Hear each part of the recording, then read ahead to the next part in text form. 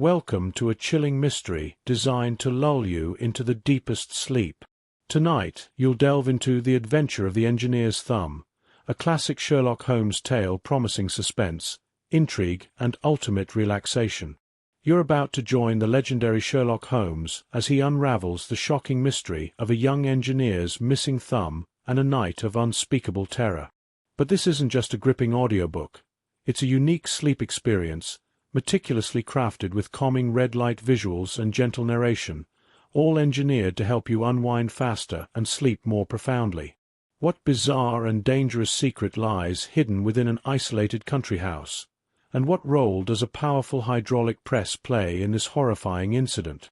Settle in, let the suspense unfold, and allow this captivating story to guide you to a night of undisturbed rest. Don't forget to like this video, share your thoughts in the comments, and subscribe for more journeys into tranquil mystery. The Adventure of the Engineer's Thumb. Of all the problems submitted to my friend, Mr. Sherlock Holmes, for solution during the years of our intimacy, there were only two which I was the means of introducing to his notice, that of Mr. Hatherley's thumb, and that of Colonel Warburton's madness.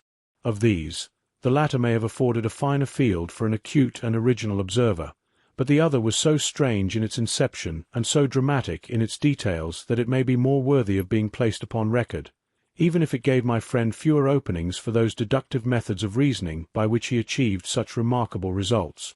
The story has, I believe, been told more than once in the newspapers, but, like all such narratives, its effect is much less striking when set forth in a single half-column of print than when the facts slowly unfold before your own eyes, and the mystery clears gradually away as each new discovery furnishes a step which leads on to the complete truth.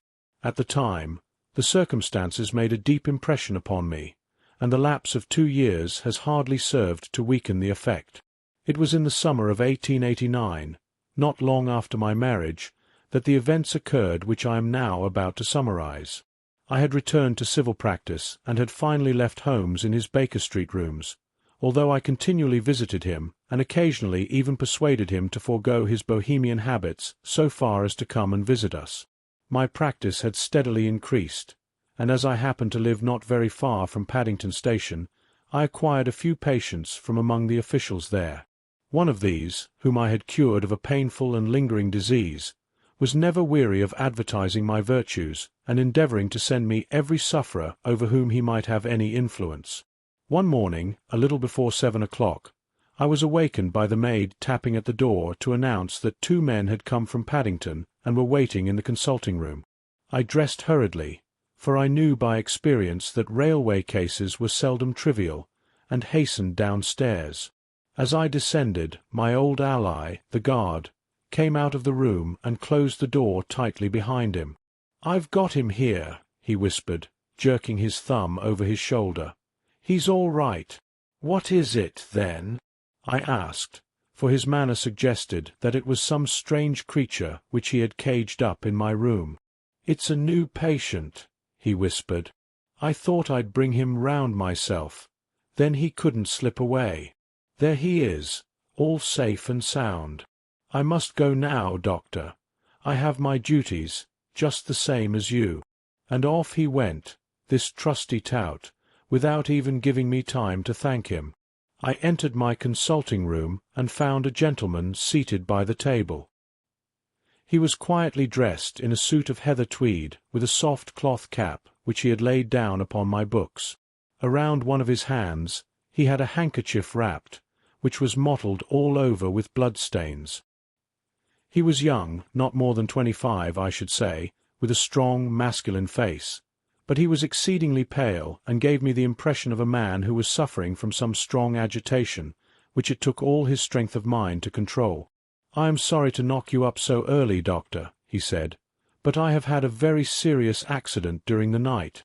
I came in by train this morning, and upon inquiring at Paddington as to where I might find a doctor, a worthy fellow very kindly escorted me here. I gave the maid a card, but I see that she has left it upon the side table." I took it up and glanced at it. "Mr. Victor Hatherley, hydraulic engineer, 16A Victoria Street, 3rd floor." That was the name, style, and abode of my morning visitor. "I regret that I have kept you waiting," I said, sitting down in my library chair. "You are fresh from a night journey, I understand, which is in itself a monotonous occupation." "Oh, my night could not be called monotonous," he said, and laughed. He laughed very heartily, with a high, ringing note, leaning back in his chair and shaking his sides. All my medical instincts rose up against that laugh. "Stop it!" I cried. "Pull yourself together," and I poured out some water from a carafe. It was useless, however. He was off in one of those hysterical outbursts which come upon a strong nature when some great crisis is over and gone. Presently he came to himself once more, very weary and pale-looking. "I have been making a fool of myself," he gasped. "Not at all. Drink this." I dashed some brandy into the water, and the colour began to come back to his bloodless cheeks. "That's better," he said. "And now, doctor, perhaps you would kindly attend to my thumb, or rather to the place where my thumb used to be." He unwound the handkerchief and held out his hand. It gave even my hardened nerves a shudder to look at it. There were 4 protruding fingers and a horrid red, spongy surface where the thumb should have been. It had been hacked or torn right out from the roots. "Good heavens!" I cried. "This is a terrible injury. It must have bled considerably." Yes, it did. I fainted when it was done, and I think that I must have been senseless for a long time. When I came to, I found that it was still bleeding, so I tied one end of my handkerchief very tightly around the wrist and braced it up with a twig. "Excellent! You should have been a surgeon. It is a question of hydraulics, you see, and came within my own province. This has been done," I said, examining the wound, "by a very heavy and sharp instrument." "A thing like a cleaver," he said. "An accident, I presume?" "By no means." "What?" "A murderous attack. Very murderous indeed. You horrify me." I sponged the wound, cleaned it, dressed it, and finally covered it over with cotton wadding and carbolic bandages. He lay back without wincing, though he bit his lip from time to time. "How is that?" I asked when I had finished. "Capital. Between your brandy and your bandage, I feel a new man. I was very weak, but I have had a good deal to go through. Perhaps you had better not speak of the matter. It is evidently trying to get on your nerves." "Oh, no, not now. I shall have to tell my tale to the police. But between ourselves, if it were not for the convincing evidence of this wound of mine, I should be surprised if they believed my statement, for it is a very extraordinary one, and I have not much in the way of proof with which to back it up. And even if they believe me, the clues which I can give them are so vague that it is a question whether justice will be done." "Ha!" cried I. "If it is anything in the nature of a problem which you desire to see solved, I should strongly recommend you to come to my friend, Mr. Sherlock Holmes, before you go to the official police." "Oh, I have heard of that fellow," answered my visitor, "and I would be very glad if he would take the matter up, though, of course, I must use the official police as well. Would you give me an introduction to him?" "I'll do better. I'll take you around to him myself. I should be immensely obliged to you. We'll call a cab and go together. We shall just be in time to have a little breakfast with him. Do you feel equal to it?" "Yes. I shall not feel easy until I have told my story. Then my servant will call a cab, and I shall be with you in an instant." I rushed upstairs, explained the matter briefly to my wife, and in 5 minutes was inside a hansom, driving with my new acquaintance to Baker Street. Sherlock Holmes was, as I expected, lounging about his sitting-room in his dressing-gown, reading the agony column of the Times and smoking his before-breakfast pipe, which was composed of all the plugs and dottles left from his smokes of the day before, all carefully dried and collected on the corner of the mantelpiece. He received us in his quietly genial fashion, ordered fresh rashers and eggs, and joined us in a hearty meal. When it was concluded, He settled our new acquaintance upon the sofa, placed a pillow beneath his head, and laid a glass of brandy and water within his reach. "It is easy to see that your experience has been no common one, Mr. Hatherley," he said. "Pray, lie down there and make yourself absolutely at home. Tell us what you can, but stop when you are tired and keep up your strength with a little stimulant." "Thank you," said my patient, "but I have felt another man since the doctor bandaged me, and I think that your breakfast has completed the cure. I shall take up as little of your valuable time as possible, so I shall start at once upon my peculiar experiences." Holmes sat in his big armchair with a weary, heavy-lidded expression which veiled his keen and eager nature, while I sat opposite to him, and we listened in silence to the strange story which our visitor detailed to us. "You must know," he said, "that I am an orphan and a bachelor, residing alone in lodgings in London. By profession, I am a hydraulic engineer, and I have had considerable experience in my work during the 7 years that I was apprenticed to Venner and Matheson, the well-known firm of Greenwich. 2 years ago, having served my time, and having also come into a fair sum of money through my poor father's death, I determined to start in business for myself, and took professional chambers in Victoria Street. I suppose that everyone finds his first independent start in business a dreary experience. To me, it has been exceptionally so. During 2 years, I have had 3 consultations and 1 small job, and that is absolutely all that my profession has brought me. My gross takings amount to £27, 10 shillings. Every day, from 9 in the morning until 4 in the afternoon, I waited in my little den, until at last my heart began to sink, and I came to believe that I should never have any practice at all. Yesterday, however, just as I was thinking of leaving the office, my clerk entered to say there was a gentleman waiting who wished to see me on business. He brought up a card, too, with the name of Colonel Lysander Stark engraved upon it. Close at his heels came the colonel himself, a man rather over the middle size, but of an exceeding thinness. I do not think that I have ever seen such a thin man. His whole face sharpened away into nose and chin, and the skin of his cheeks was drawn quite tense over his outstanding bones. Yet this emaciation seemed to be his natural habit, and due to no disease, for his eye was bright, his step brisk, and his bearing assured. He was plainly but neatly dressed, and his age, I should judge, would be nearer 40 than 30. "Mr. Hatherley," he said, with something of a German accent, "you have been recommended to me, Mr. Hatherley, as being a man who is not only proficient in his profession, but is also discreet and capable of preserving a secret." I bowed, feeling as flattered as any young man would at such an address. "May I ask who it was who gave me such a good character?" "Well, perhaps it is better that I should not tell you that just at this moment. I have it from the same source that you are both an orphan and a bachelor, and are residing alone in London." "That is quite correct," I answered, "but you will excuse me if I say that I cannot see how all this bears upon my professional qualifications. I understand that it was on a professional matter you wished to speak to me." "Undoubtedly so. But you will find that all I say is relevant. I have a professional commission for you, but absolute secrecy is essential. Absolute secrecy, you understand. And, of course, we may expect that more from a man who is alone than from one who lives within a family." "If I promise to keep a secret," I said, "you may absolutely depend upon my doing so." He looked very hard at me as I spoke, and it seemed to me that I had never seen so suspicious and questioning an eye. "Do you promise, then?" he said at last.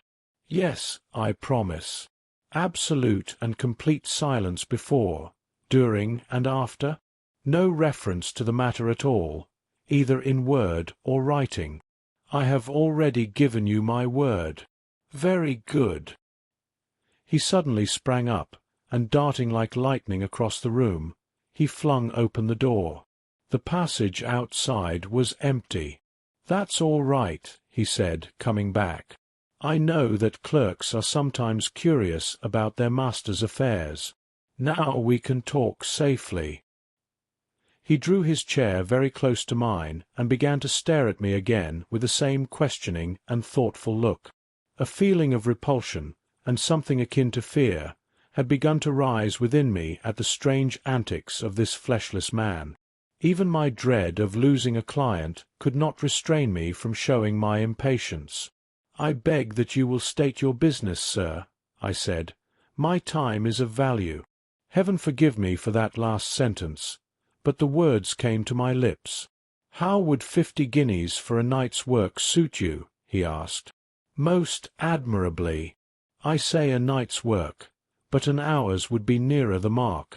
I simply want your opinion about a hydraulic stamping machine which has gotten out of gear.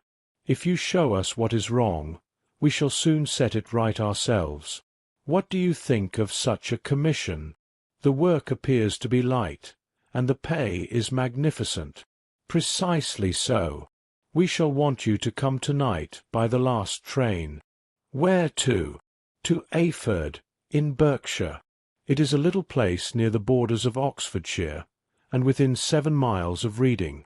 There is a train from Paddington which will bring you there at about 11:15. "Very good. I shall come down in a carriage to meet you." "There is a drive, then?" "Yes, our little place is quite out in the country. It is a good 7 miles from Ayford station. Then we can hardly get there before midnight. I suppose there would be no chance of a train back.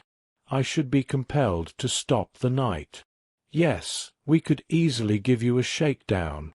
"That is very awkward. Could I not come at some more convenient hour? We have judged it best that you should come late. It is to recompense you for any inconvenience that we are paying to you, a young and unknown man, a fee which would buy an opinion from the very heads of your profession. Still, of course, if you would like to withdraw from the business, there is plenty of time to do so." I thought of the 50 guineas, and how very useful they would be to me. "Not at all," I said. "I shall be very happy to accommodate myself to your wishes. I would like, however, to understand a little more clearly what it is that you wish me to do." "Quite so. It is very natural that the pledge of secrecy which we have exacted from you should have aroused your curiosity. I have no wish to commit you to anything without having it all laid before you. I suppose that we are absolutely safe from eavesdroppers?" "Entirely." "Then the matter stands thus. You are probably aware that Fuller's earth is a valuable product, and that it is only found in 1 or 2 places in England?" "I have heard so. Some little time ago I bought a small place, a very small place, within 10 miles of Reading. I was fortunate enough to discover that there was a deposit of Fuller's earth in one of my fields. On examining it, however, I found that this deposit was comparatively small, and that it formed a link between 2 very much larger ones upon the right and left, both of them, however, in the grounds of my neighbours. These good people were absolutely ignorant that their land contained that which was quite as valuable as a gold mine. Naturally, it was to my interest to buy their land before they discovered its true value, but unfortunately I had no capital with which I could do this. I took a few of my friends into the secret, however, and they suggested that we should quietly and secretly work our own little deposit. In this way we should earn the money which would enable us to buy the neighbouring fields. This we have now been doing for some time, and in order to help us in our operations, we erected a hydraulic press. This press, as I have already explained, has gotten out of order, and we wish your advice upon the subject. We guard our secret very jealously, however, and if it once became known that we had hydraulic engineers coming to our little house, it would soon rouse inquiry. Then, if the facts came out, it would be good-bye to any chance of getting these fields and carrying out our plans. That is why I have made you promise me that you will not tell a human being that you are going to Ayford tonight. I hope that I make it all plain." "I quite follow you," I said. The only point which I could not quite understand was what use you could make of a hydraulic press in excavating Fuller's earth, which, as I understand, is dug out like gravel from a pit. "Ah," he said carelessly, "we have our own process." We compress the earth into bricks, so as to remove them without revealing what they are. But that is a mere detail. I have taken you fully into my confidence now, Mr. Hatherley, and I have shown you how I trust you." He rose as he spoke. "I shall expect you, then, at Ayford at 11:15. I shall certainly be there. And not a word to a soul." He looked at me with a last long, questioning gaze, and then, pressing my hand in a cold, damp grasp, he hurried from the room. Well, when I came to think it all over in cool blood, I was very much astonished, as you may both think, at this sudden commission which had been entrusted to me.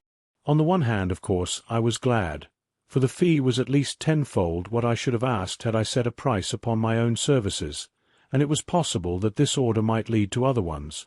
On the other hand, the face and manner of my patron had made an unpleasant impression upon me, and I could not think that his explanation of the fuller's earth was sufficient to explain the necessity for my coming at midnight, and his extreme anxiety lest I should tell anyone of my errand.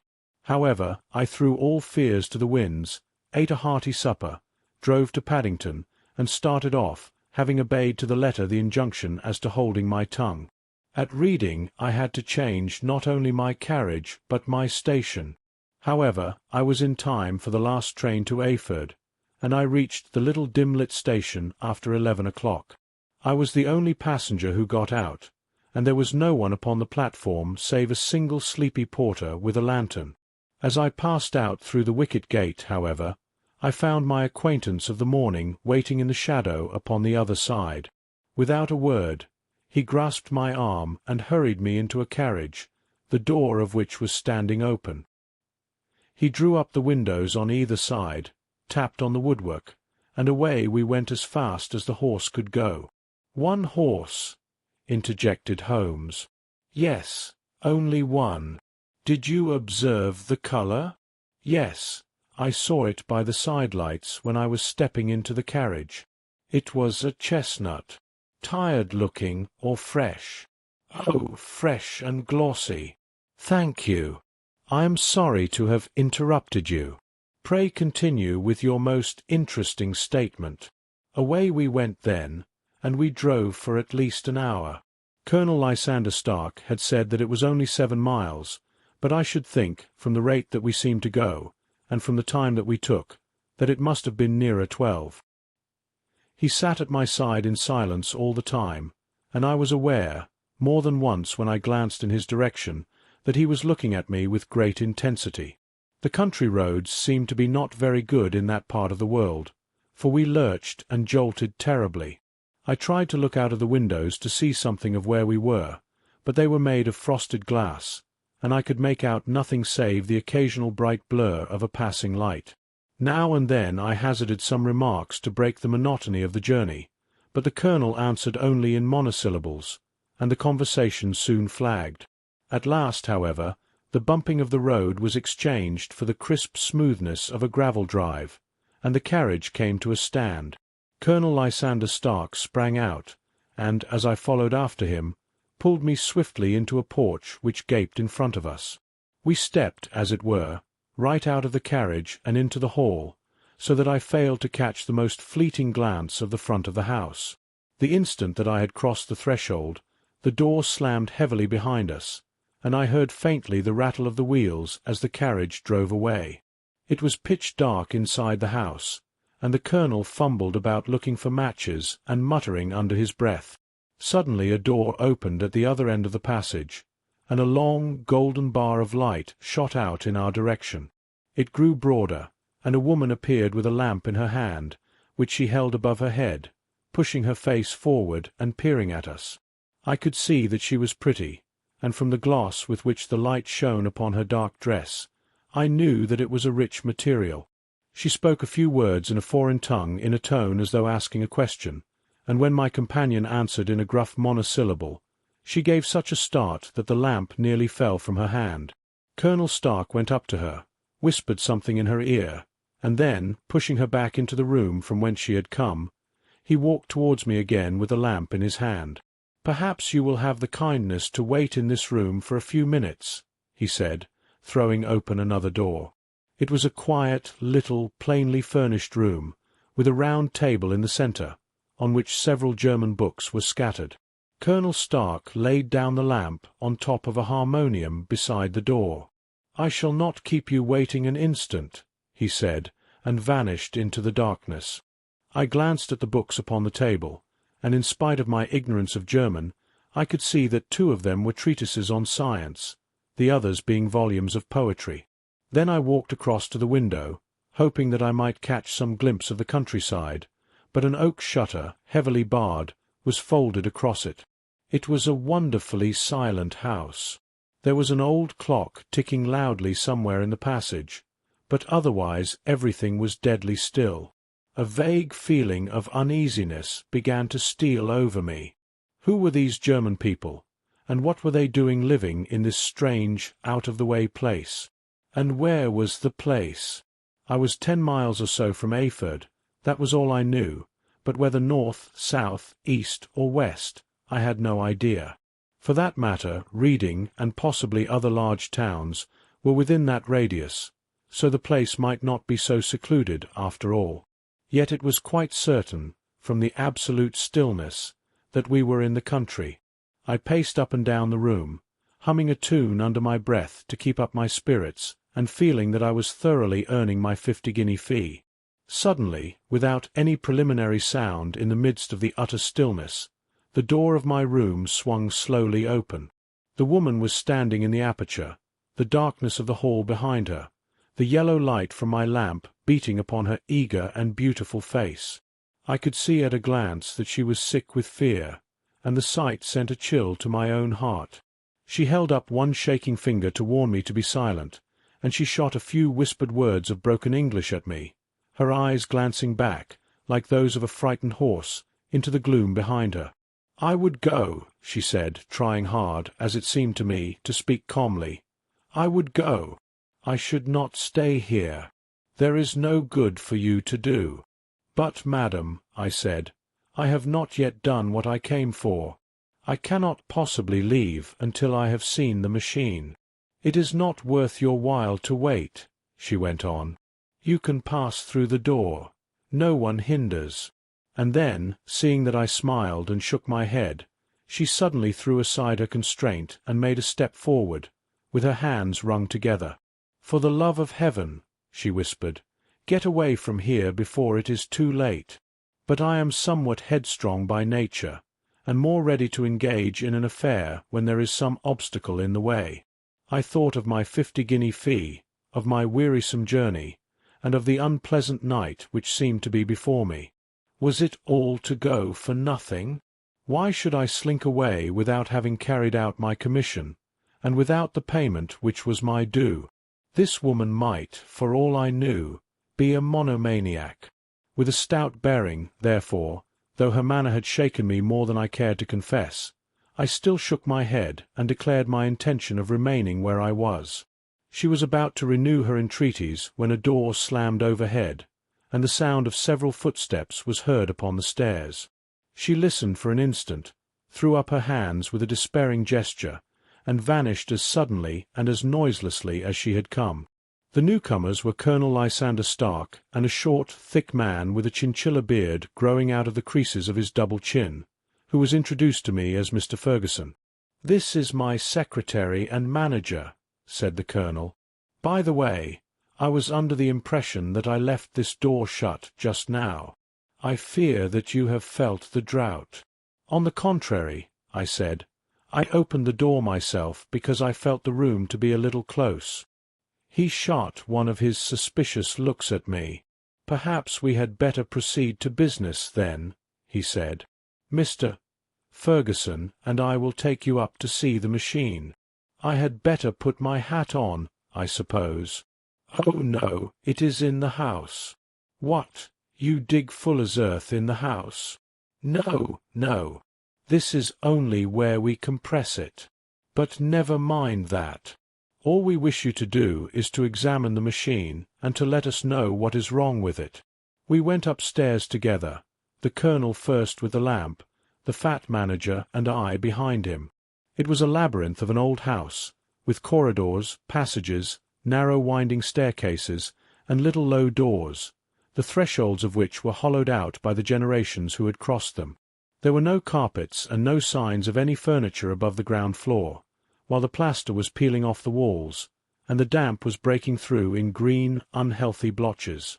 I tried to put on as unconcerned an air as possible, but I had not forgotten the warnings of the lady, even though I disregarded them, and I kept a keen eye upon my two companions.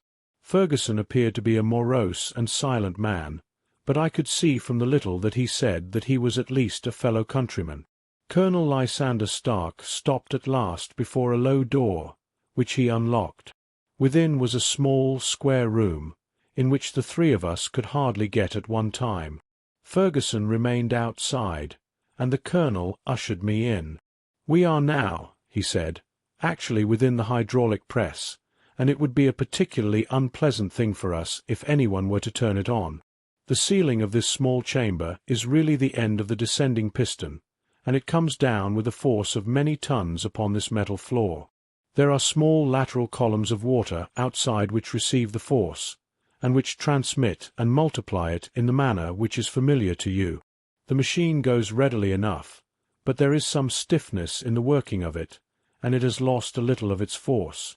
Perhaps you will have the goodness to look it over and to show us how we can set it right."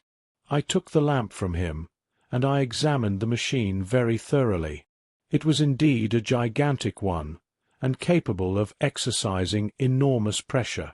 When I passed outside, however, and pressed down the levers which controlled it, I knew at once by the whining sound that there was a slight leakage, which allowed a regurgitation of water through one of the side cylinders. An examination showed that one of the india-rubber bands, which was round the head of a driving rod, had shrunk, so as not to fill the socket along which it worked. This was clearly the cause of the loss of power, and I pointed it out to my companions, who followed my remarks very carefully, and asked several practical questions as to how they should proceed to set it right. When I had made it clear to them, I returned to the main chamber of the machine and took a good look at it to satisfy my own curiosity. It was obvious at a glance that the story of the fuller's earth was the merest fabrication, for it would be absurd to suppose that such a powerful engine could be designed for such an inadequate purpose. The walls were of wood, but the floor consisted of a large iron trough, and when I came to examine it, I could see a crust of metallic deposit all over it. I had stooped and was scraping at this to see exactly what it was when I heard a muttered exclamation in German and saw the cadaverous face of the colonel looking down at me. "What are you doing there?" he asked. I felt angry at having been tricked by such an elaborate story as that which he had told me. "I was admiring your fuller earth," I said. "I think that I should be able to advise you as to your machine if I knew what the exact purpose was for which it was used." The instant that I uttered the words, I regretted the rashness of my speech. His face set hard, and a baleful light sprang up in his grey eyes. "Very well," he said, "you shall know all about the machine." He took a step backward, slammed the little door, and turned the key in the lock. I rushed towards it and pulled at the handle, but it was quite secure, and did not give in the least to my kicks and shoves. "Hullo!" I yelled. "Hullo! Colonel! Let me out!" And then suddenly in the silence I heard a sound which sent my heart into my mouth. It was the clank of the levers and the swish of the leaking cylinder. He had set the engine at work. The lamp still stood upon the floor where I had placed it when examining the trough. By its light I saw that the black ceiling was coming down upon me, slowly, jerkily, but, as none knew better than myself, with a force which must within a minute grind me to a shapeless pulp. I threw myself, screaming, against the door, and dragged with my nails at the lock. I implored the colonel to let me out, but the remorseless clanking of the levers drowned my cries. The ceiling was only a foot or two above my head, and with my hand upraised I could feel its hard, rough surface. Then it flashed through my mind that the pain of my death would depend very much upon the position in which I met it. If I lay on my face, the weight would come upon my spine, and I shuddered to think of that dreadful snap. Easier the other way, perhaps, and yet, Had I the nerve to lie and look up at that deadly black shadow wavering down upon me? Already I was unable to stand erect, when my eye caught something which brought a gush of hope back to my heart. I have said that though the floor and ceiling were of iron, the walls were of wood. As I gave a last hurried glance around, I saw a thin line of yellow light between two of the boards, which broadened and broadened as a small panel was pushed backward. For an instant I could hardly believe that there was indeed a door which led away from death. The next instant I threw myself through, and lay half fainting upon the other side. The panel had closed again behind me, but the crash of the lamp, and a few moments afterwards the clang of the two slabs of metal, told me how narrow my escape had been. I was recalled to myself by a frantic plucking at my wrist, and I found myself lying upon the stone floor of a narrow corridor, while a woman bent over me and tugged at me with her left hand, while she held a candle in her right. It was the same good friend whose warning I had so foolishly rejected. "Come, come," she cried breathlessly. "They will be here in a moment. They will see that you are not there. Oh, do not waste the so precious time, but come." This time, at least, I did not scorn her advice. I staggered to my feet and ran with her along the corridor and down a winding stair. The latter led to another broad passage, and just as we reached it, we heard the sound of running feet and the shouting of two voices, one answering the other from the floor on which we were and from the one beneath. My guide stopped and looked about her like one who is at her wit's end. Then she threw open a door which led into a bedroom, through the window of which the moon was shining brightly. "It is your only chance," she said. "It is high, but it may be that you can jump it." As she spoke, a light sprang into view at the further end of the passage, and I saw the lean figure of Colonel Lysander Stark rushing forward with a lantern in one hand and a weapon like a butcher's cleaver in the other. I rushed across the bedroom, flung open the window, and looked out. How quiet and sweet and wholesome the garden looked in the moonlight, and it could not be more than 30 feet down. I clambered out upon the sill, but I hesitated to jump until I should have heard what passed between my saviour and the ruffian who pursued me. If she were ill-used, then at any risks I was determined to go back to her assistance. The thought had hardly flashed through my mind before he was at the door, pushing his way past her, but she threw her arms around him and tried to hold him back. "Fritz, Fritz," she cried in English, "remember your promise after the last time. You said it would not happen again. He will be silent. Oh, he will be silent." "You are mad, Elise," he shouted, struggling to break away from her. "You will be the ruin of us. He has seen too much. Let me pass, I say." He dashed her to one side. Then, rushing to the window, he struck at me with his heavy weapon. I had let myself go, and was hanging by my hands to the sill when his blow fell. I felt a dull pain, my grip loosened, and I fell into the garden below. I was shaken but not hurt by the fall. So I picked myself up and rushed off among the bushes as fast as I could run, for I knew I was far from being out of danger. Suddenly, however, as I ran, a deadly dizziness and sickness came over me. I glanced down at my hand, which was throbbing painfully. Then, for the first time, I saw that my thumb had been cut off and that blood was pouring from my wound. I tried to tie my handkerchief around it, but there came a sudden buzzing in my ears, and the next moment I fell in a dead faint among the rose bushes. How long I remained unconscious, I cannot tell. It must have been a very long time, for the moon had set, and a bright morning was breaking when I came to myself. My clothes were all soaked with dew, and my coat sleeve was drenched with blood from my wounded thumb. The smarting pain instantly recalled all the details of my night's adventure. I sprang to my feet, feeling that I might still not be safe from my pursuers. But to my astonishment, when I looked around me, neither house nor garden were to be seen. I had been lying in an angle of the hedge close to the high road.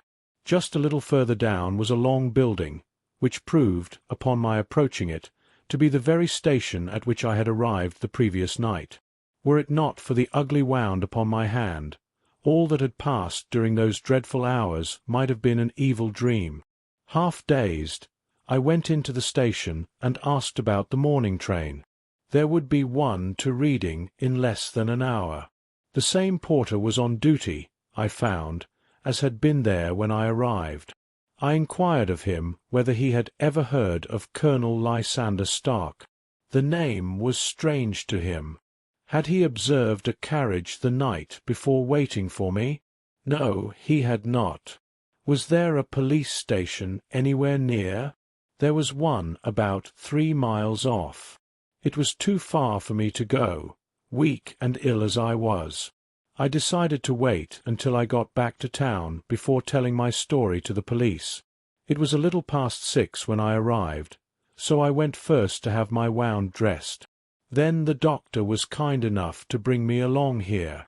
I put the case into your hands and shall do exactly what you advise. We both sat in silence for some time after listening to this extraordinary narrative. Then Sherlock Holmes pulled down from the shelf one of the ponderous commonplace books in which he placed his cuttings.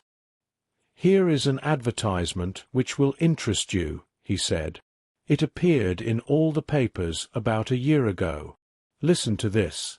Lost on the 9th Mr. Jeremiah Hailing, aged 26, a hydraulic engineer. Left his lodgings at 10 o'clock at night, and has not been heard of since. Was dressed in, etc., etc. That represents the last time that the Colonel needed to have his machine overhauled, I fancy." "Good heavens!" cried my patient. "Then that explains what the girl said." "Undoubtedly. It is quite clear that the Colonel was a cool and desperate man, absolutely determined that nothing should stand in the way of his little game, like those out-and-out pirates who leave no survivor from a captured ship. Well, every moment now is precious, so if you feel equal to it, we shall go down to Scotland Yard at once as a preliminary to starting for Eyford. Some 3 hours or so afterwards, we were all in the train together, bound from Reading to the little Berkshire village. There was Sherlock Holmes, the hydraulic engineer, Inspector Bradstreet, of Scotland Yard, a plainclothes man, and myself. Bradstreet had spread an ordnance map of the county out upon the seat, and was busy with his compasses, drawing a circle with Eyford for its centre. "There you are," he said. "That circle is drawn at a radius of 10 miles from the village. The place we want must be somewhere near that line. You said 10 miles, I think, sir. It was an hour's drive. And you think that they brought you back all that way when you were unconscious? They must have done so. I have a confused memory, too, of having been lifted and conveyed somewhere. What I cannot understand," I said, "is why they should have spared you when they found you lying fainting in the garden. Perhaps the villain was softened by the woman's entreaties. I hardly think that likely. I never saw a more inexorable face in my life." "Oh, we shall soon clear up all that," said Bradstreet. "Well, I have drawn my circle, and I only wish I knew at what point upon it the folk that we are in search of are to be found." "I think I could lay my finger on it," said Holmes quietly. "Really now," cried the inspector, "you have formed your opinion. Come now, we shall see who agrees with you. I say it is south, for the country is more deserted there." "And I say east," said my patient. "I am for west," remarked the plainclothes man. "There are several quiet little villages up there." "And I am for the north," I said, "because there are no hills there, and our friend says that he did not notice the carriage go up any." "Come," cried the inspector, laughing, "it's a very pretty diversity of opinion. We have boxed the compass among us. Who do you give your casting vote to? You are all wrong. But we can't all be." "Oh, yes, you can. This is my point." He placed his finger in the centre of the circle. "This is where we shall find them." "But the 12-mile drive," gasped Hatherley. "6 out and 6 back." Nothing simpler. You say to yourself that the horse was fresh and glossy when you got in. How could it be that way if it had gone 12 miles over heavy roads? Indeed, it is a likely ruse enough, observed Bradstreet thoughtfully. Of course there can be no doubt as to the nature of this gang. None at all, said Holmes. They are coiners on a large scale, and have used the machine to form the amalgam which has taken the place of silver. We have known for some time that a clever gang was at work, said the inspector. They have been turning out half-crowns by the thousand. We even traced them as far as Reading, but could get no farther, for they had covered their traces in a way that showed they were very old hands. But now, thanks to this lucky chance, I think that we have got them right enough. But the inspector was mistaken, for those criminals were not destined to fall into the hands of justice. As we rolled into Ayford Station, we saw a gigantic column of smoke which streamed up from behind a small clump of trees in the neighbourhood and hung like an immense ostrich feather over the landscape. "A house on fire?" asked Bradstreet as the train steamed off again on its way. "Yes, sir," said the station-master. "When did it break out?" "I hear that it was during the night, sir, but it has gotten worse, and the whole place is in a blaze." "Whose house is it?" "Dr. Betcher's."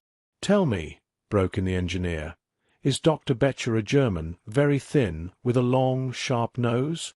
The station-master laughed heartily. "No, sir, Dr. Betcher is an Englishman, and there isn't a man in the parish who has a better-lined waistcoat.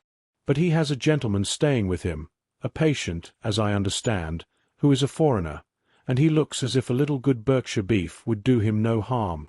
The station-master had not finished his speech before we were all hastening in the direction of the fire.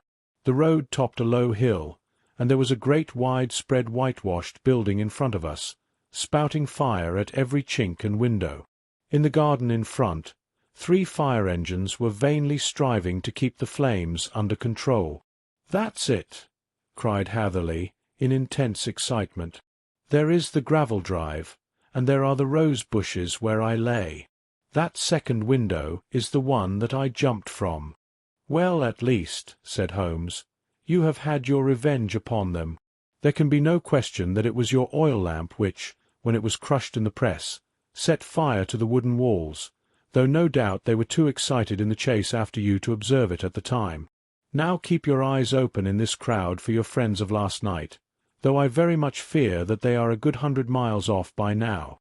And Holmes' fears came to be realized, for from that day to this, no word has ever been heard either of the beautiful woman, the sinister German, or the morose Englishman. Early that morning, a peasant had met a cart containing several people and some very bulky boxes driving rapidly in the direction of Reading, but there all traces of the fugitives disappeared, and even Holmes' ingenuity failed to discover the least clue as to their whereabouts. The firemen had been much perturbed at the strange arrangements which they had found within, and still more so by discovering a newly severed human thumb upon a window-sill of the second floor. About sunset, however, their efforts were at last successful, and they subdued the flames, but not before the roof had fallen in, and the whole place been reduced to such absolute ruin that, save some twisted cylinders and iron piping, not a trace remained of the machinery which had cost our unfortunate acquaintance so dearly. Large masses of nickel and tin were discovered stored in an outhouse, but no coins were to be found, which may have explained the presence of those bulky boxes which have been already referred to. How our hydraulic engineer had been conveyed from the garden to the spot where he recovered his senses might have remained forever a mystery were it not for the soft mould, which told us a very plain tale. He had evidently been carried down by 2 persons, one of whom had remarkably small feet and the other unusually large ones. On the whole, it was most probable that the silent Englishman, being less bold or less murderous than his companion, had assisted the woman to bear the unconscious man out of the way of danger. "Well," said our engineer ruefully as we took our seats to return once more to London, "it has been a pretty business for me. I have lost my thumb, and I have lost a 50-guinea fee, and what have I gained?" "Experience," said Holmes, laughing. "Indirectly it may be of value, you know. You have only to put it into words to gain the reputation of being an excellent company for the remainder of your existence.